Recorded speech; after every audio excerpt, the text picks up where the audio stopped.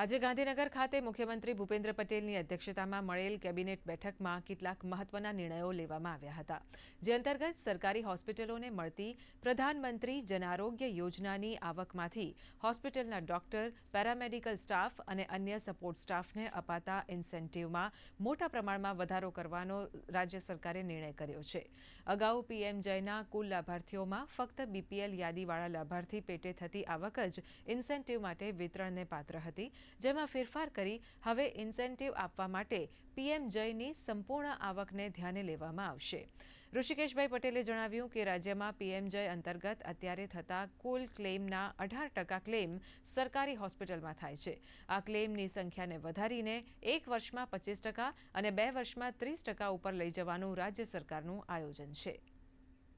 મા કાર્ડ, મા વાત્સલ્ય કાર્ડ અને તમામ કેટેગરીના 11 જેટલી કેટેગરીના તમામ લાભાર્થીઓના જે ક્લેમ સરકારી મશીનરીમાં આવે એ તમામ ક્લેમોમાંથી આપણે 3 કેટેગરીમાં એને વિભાજિત કર્યા છે, જેની અંદર એ કેટેગરીમાં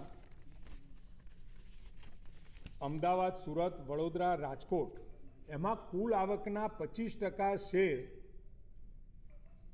એ ડૉક્ટર્સ અને જે ચેનલમાં આ પ્રોસિજરની અંદર મદદ કરતા તમામ આરોગ્ય કર્મીઓને મળશે અને બાકીના જે 75% છે એ રોગી કલ્યાણ સમિતિમાં જવાના છે. આણંદ, મહેસાણા, જામનગર, નવસારી જેવા મુખ્ય શહેરોના નજીકમાં આવેલી જિલ્લા હોસ્પિટલમાં આ શેરની રકમ 25%થી વધારી અને 35% કરી છે.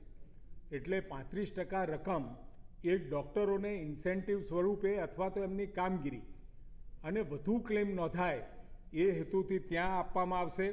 અને સાથે આદિજાતિ વિસ્તારો છે કે જ્યાં આગળ ડૉક્ટરો અને આરોગ્ય કર્મીઓ સેવાઓ આપી રહ્યા છે અને આંતરિયાળ જિલ્લાઓ છે, જેમાં 40% શેર આપવાનું નક્કી કર્યું છે.